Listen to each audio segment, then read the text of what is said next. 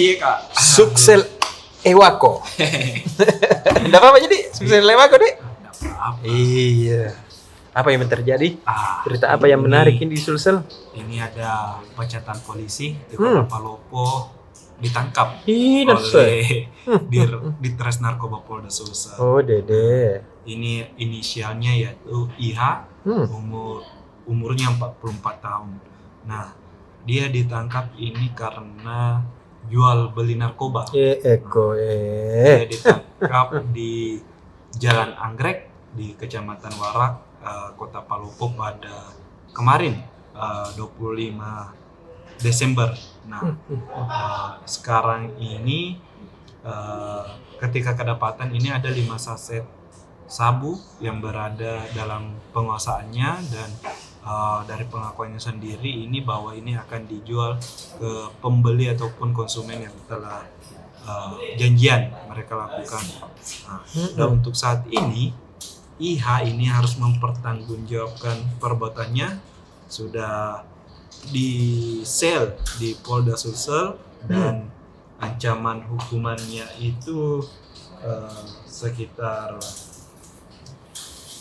5-10 tahun penjara. Iya, lama-lama itu. Lama-lama ini Kak Ucap. Nah, selain itu ada berita dari Kabupaten Goa. Di Goa ini di pasar Minasaupa harga komoditi pangan dan sayur mayur jelang tahun baru ini naik turun harganya. Nah, untuk cabai rawit sekarang ini harganya 80.000. Mahal nah. 80.000. Nah, ini agak murah nih Kak Ucap. Murah nih. 2 atau 3 hari lalu itu sampai 120.000 per kilogram. Nah, kalau untuk cabai besar ini sekarang dijual dengan turun juga harganya dari 70.000 sekarang jadi 40.000, jadi turun 30.000. Kemudian tapi ada harga-harga yang naik seperti bawang merah sekarang dijual 4.000 kilogram, naik 9.000 dari harga sebelumnya. Kemudian bawang merah 40.000 naik 3.000 harganya. Nah, selain itu ada tomat, kol, sama wortel ini juga alami kenaikan harga.